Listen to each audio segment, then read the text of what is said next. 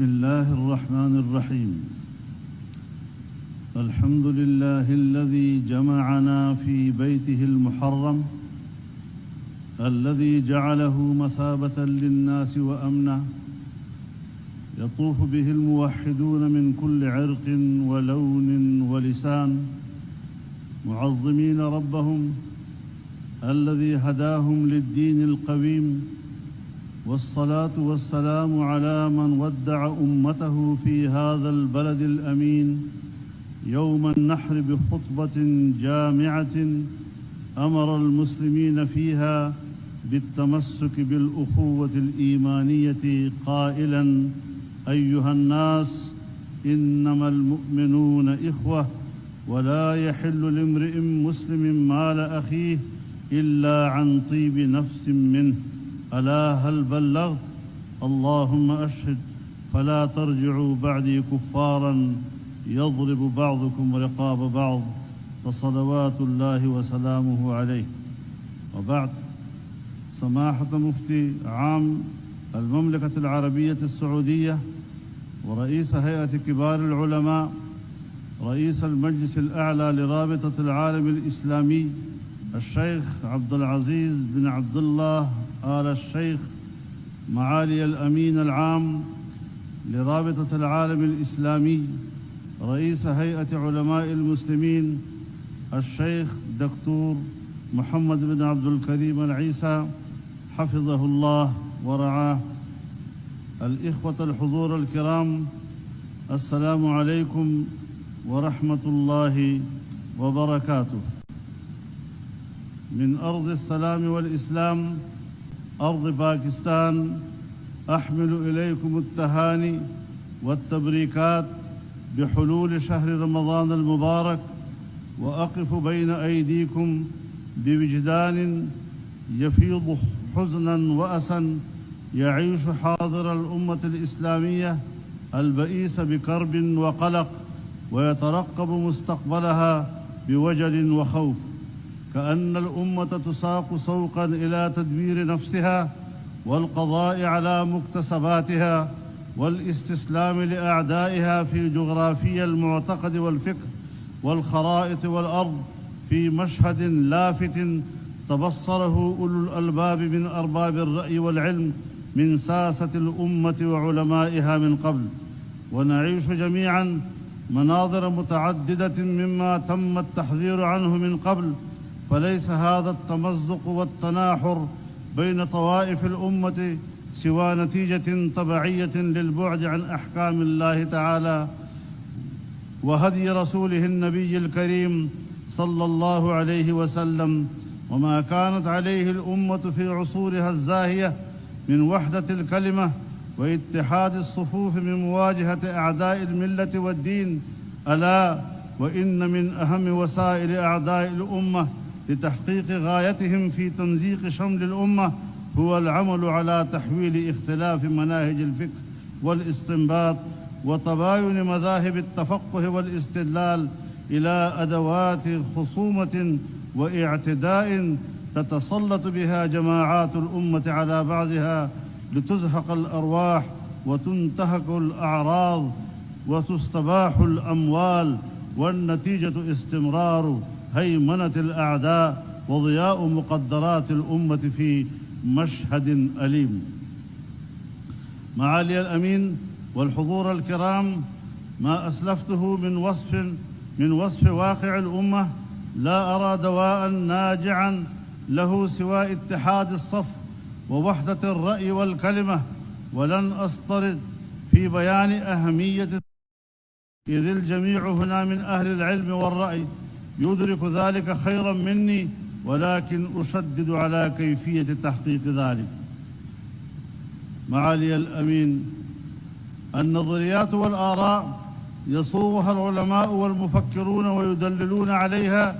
غير أنه لا يمكن تطبيقها وممارستها إلا بوجود خطة عملية لها قائد. وإن خير من يقود سفينة الأمة الإسلامية في هذه الأوقات العصيبة التي تمر بها الأمة الذي أورثه الله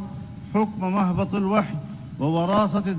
دار الإسلام خادم الحرمين الشريفين وقائد المسلمين الملك سلمان بن عبد العزيز آل سعود، وعضيده وولي عهده الأمير محمد بن سلمان بن عبد العزيز آل سعود، فإن واقع الحال ليشهدوا بالرؤية الثاقبة لآبائهم من قبل الذين وحدوا هذه البلاد في دولة واحدة يرفرف عليها علم الإسلام وكلمة التوحيد، جامعة بين الإصالة والحداثة ومنسجمة مع الأوامر الإلهية والتعاليم النبوية ومقتضيات التمدن والحضارة. أما كانت هذه البلاد قبل عقود وأجيال مثل كثير من بلاد المسلمين يمزق صفها الاختلافات الفكرية والمناطقية في مشهد يهدر مواردها الفكرية والبشرية والطبيعية، فقلبها قادة أسرة آل سعود العظام بمساندة من العلماء وأهل الرأي إلى ما نشاهده من إصالة وحضارة معا، والتي توجت بتلك الجهود العظيمة التي يقوم بها الأمير الكبير ذو العزم والحزم والدهاء محمد بن سلمان بن عبد العزيز آل سعود في جعل هذه البلاد موطنا للإيمان والعلم والمعرفة والرقي التجاري والصناعي. إن نجاح هؤلاء القادة هذا النجاح الباهر في ميادين السياسة والرأي يبعثنا على الدعوة إلى أن يتقدموا برؤية جامعة يحملون لواءها وينضوي المسلمون تحت رأيتها بزعامتهم لينتزعوا المكان اللائق بهم بين القوى العظمى. ولا يمكن للمسلمين أن يجدوا موقعهم إلا برؤية جامعة وقيادة شابة طموحة أثبتت جدارتها في الميدان، وسنكون لهم بعون الله سندا وظهيرا وعونا ونصيرا، علما ورأيا وواقعا، محتسبين الأجر والمثوبة من الله عز وجل. معالي الأمين والإخوة الكرام، إن الواقع الأليم المتمثل في المعاناة التي يعيشها ذونا في فلسطين مسلمين ومسيحيين من بربرية الاحتلال الصهيوني الهمجي وتواطؤ كثير من القوى العالمية معه دون أدنى اعتبار للقيم الإنسانية، حيث يقتل الأطفال والنساء والمرضى والشيوخ العجزة ويقهرون بأبشع أدوات القهر والاضطهاد، ويفرض عليهم الحصار الخانق ليدعونا إلى الارتفاع فوق أي خلاف مذهبي أو فكري داخل الملة لإنقاذهم، وهذا واجب وفرض شرعي وأخلاقي وإنساني لا عذر فيها مطلقا، وإن لم ينقذهم اليوم لذواتهم فلننقذهم لذواتنا. لا ريب أننا جميعا مدعوون للتشاور والتحاور فيما بيننا،